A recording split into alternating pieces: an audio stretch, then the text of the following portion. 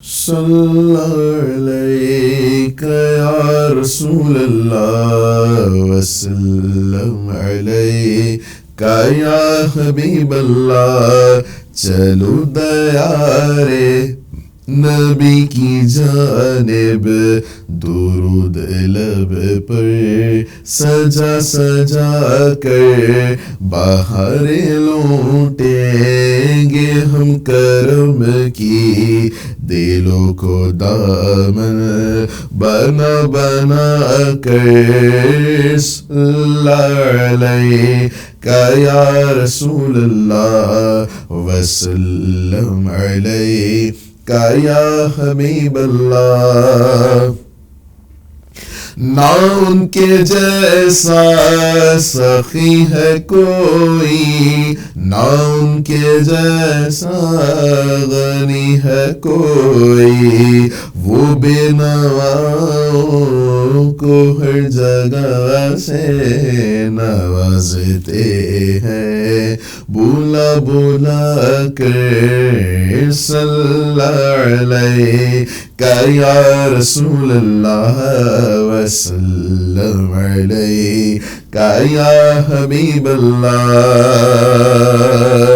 میں وہ نکما ہوں جس کی جھولی میں کوئی حسن عمل نہیں ہے. میں وہ نکما ہوں جس کی جھولی میں کوئی حسن عمل نہیں ہے، مگر وہ احسان کر رہے ہیں، مگر وہ احسان کر رہے ہیں. خطائے میری چھپا چھپا کر. صلی علیک یا رسول اللہ وسلم علیک یا حبیب اللہ. صلی علیک یا رسول اللہ وسلم علیک یا حبیب اللہ. صلی علیک یا رسول اللہ وسلم علیک یا حبیب اللہ. اگر مقدر نے یاوری کی، اگر مدینے گیا میں خالد، اگر مقدر نے یاوری کی، اگر مدینے گیا میں خالد. قدم قدم خاک اس گلی کی، قدم قدم خاک اس گلی کی، میں چوم لوں گا اٹھا اٹھا کر. صلی علیک یا رسول اللہ وسلم علیک یا حبیب اللہ.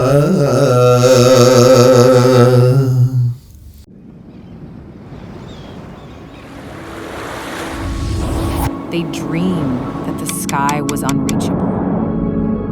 Yet the dream never left. It lingered in every heart, waiting to become real at Sawera Grand Enclave. Yet the dream never left. Not just sand and cement, not just glass and stone. A dream turned real, a city that grows taller. Here, convenience within reach, prestige in height, and elegance follows you at every step. This is luxury redefined living. Opulence that endures. Serenity above all. This is your home that lifts life higher. Here, every floor is a chapter, each view a vision. The ground below moves. Above, a possibility opens where retail therapy is assured.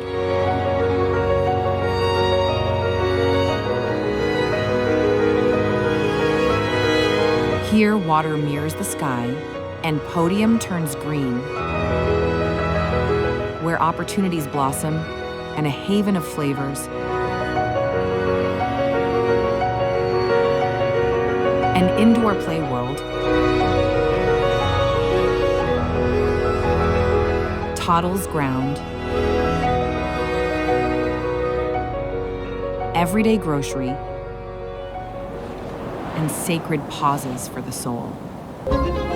In Scheme 33, Gulzari Hijri, Karachi's fast-growing heart, Savera Grand Enclave. Here, the long wait ends, and the dream stands tall.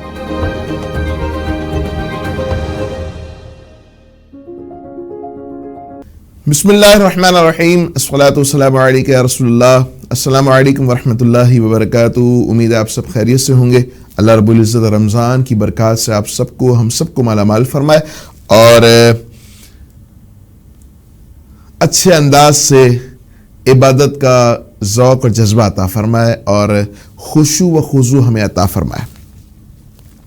नाज़रीन, जैसा कि आपके इल्म में है कि रोज़ाना की बुनियाद पर हम और आप हदीस मुनव्वरा सुनते हैं और उस पर कोशिश करें कि अमल भी हो जाए, और अमल होना भी ज़रूरी है कि अमल के नूर से मालामाल होंगे तो इंशाअल्लाह दुनिया और आखिरत में खैर और बरकत हमारा मुक़द्दर होगी।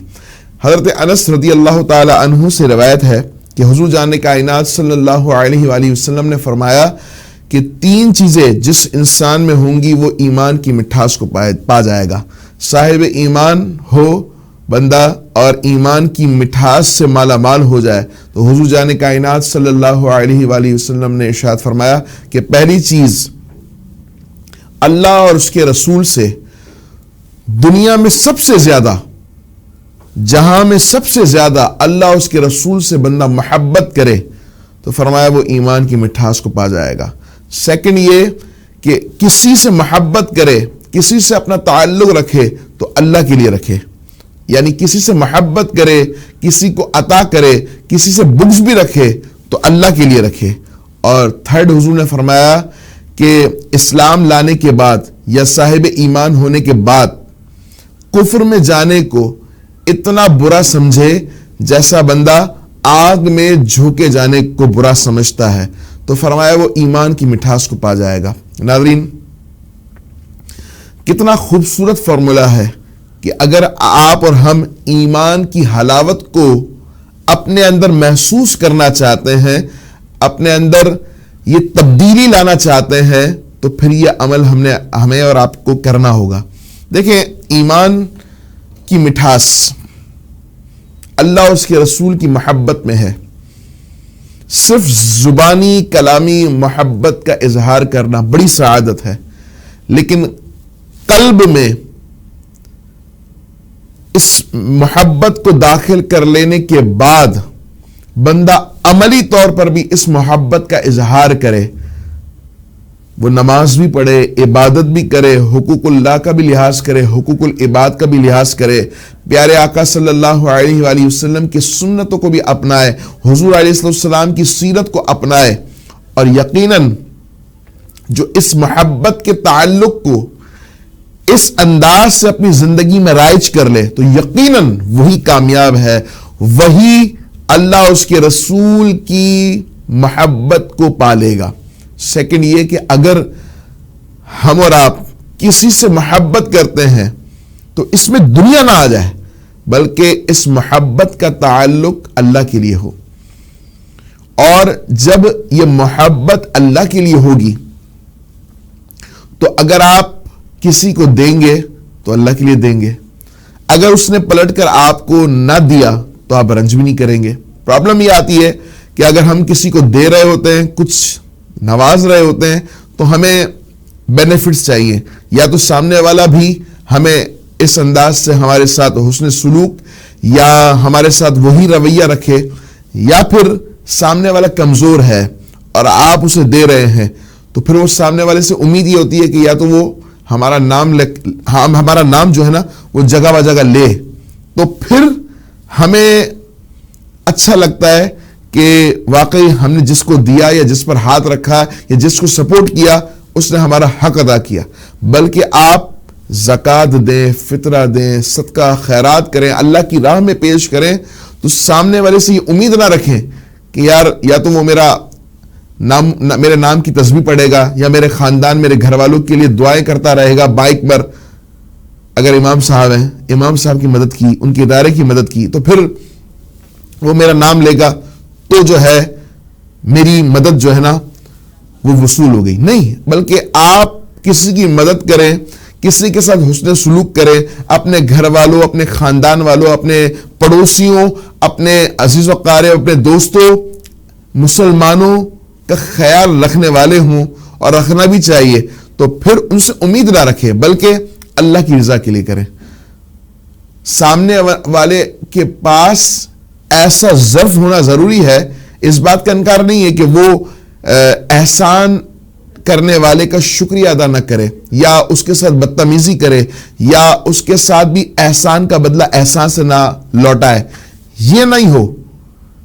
آپ کا فوکس یہ ہو کہ میں صرف اللہ کے لیے کر رہا ہوں، سامنے والا کا فوکس بھی یہی ہو کہ میں اللہ کے لیے کر رہا ہوں، اور احسان کا بدلہ احسان، تاکہ اس سے محبتوں میں اضافہ ہوتا ہے. ایسا نہیں ہے کہ میں یہ کہہ رہا ہوں کہ سامنے والا جو ہے نا وہ بے خوف ہو جائے اور پھر جو ہے نا اپنے مہربان اور محسن کا خیال نہ رکھ سکے یا ان کا شکریہ ادا نہ کر سکے یا ان کا احترام، اور احترام تو ہر مسلم کا ضروری ہے، تو یہ تو ضروری ہے، لیکن آپ کا فوکس ہو کہ میں جس سے محبت کر رہا ہوں یا جس کے ساتھ بھی حسن سلوک کر رہا ہوں یا جس کی بھی مدد کر رہا ہوں تو اللہ کے لیے کر رہا ہوں.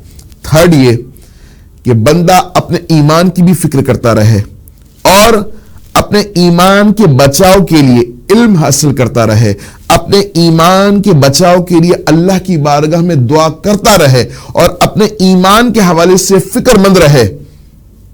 جیسے ایک جاب والا، ایک مخصوص اماؤنٹ کمانے والا، وہ فکر مند رہتا ہے کہ کہیں بجلی کا بل، گیس کا بل یا دیگر اخراجات اس اخراجات سے زیادہ نہ ہو جائے. اگر ہو بھی جائے تو پھر وہ ایفرٹ کرتا ہے، کوشش کرتا ہے، محنت کرتا ہے کہ اگر میرا مخصوص بل آ رہا ہے یا میرے گھر کا ٹوٹلی بجٹ اتنا ہے اور مجھے پھر کوشش کرتے ہوئے اس سے بھی زیادہ کمانا ہے، وہ کوشش کرتا ہے، وہ ایفرٹ کرتا ہے، وہ محنت کرتا ہے.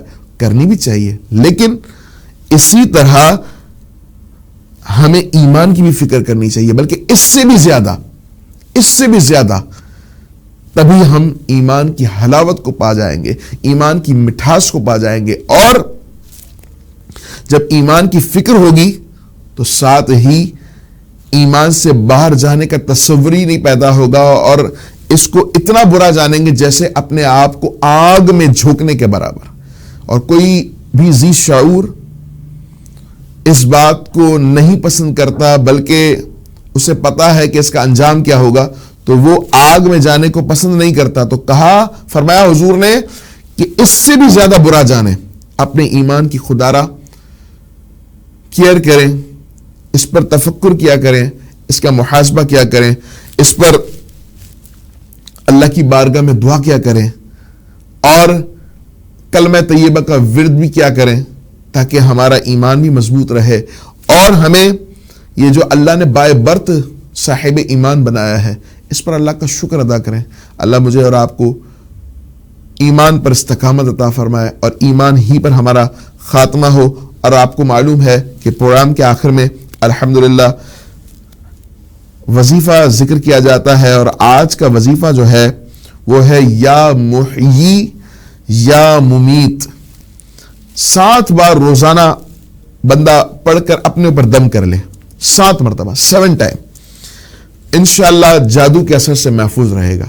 یا محیی یا ممیت 7 بار پڑھ کر اول آخر درود پاک اور اپنے آپ پر دم کر لیں. میں پہلے کی طرح آج بھی آپ سے ذکر کر دوں کہ ہر وظیفے کی مقبولیت کی کنجی نماز ہے. نماز ضروری ہے، نماز کے علاوہ آپ پورا سب کچھ وظیفے پڑھ لیں، لیکن وہ فیض آپ کو جو ملنا چاہیے وہ نہیں ملے گا، کیونکہ آپ نمازی نہیں ہیں۔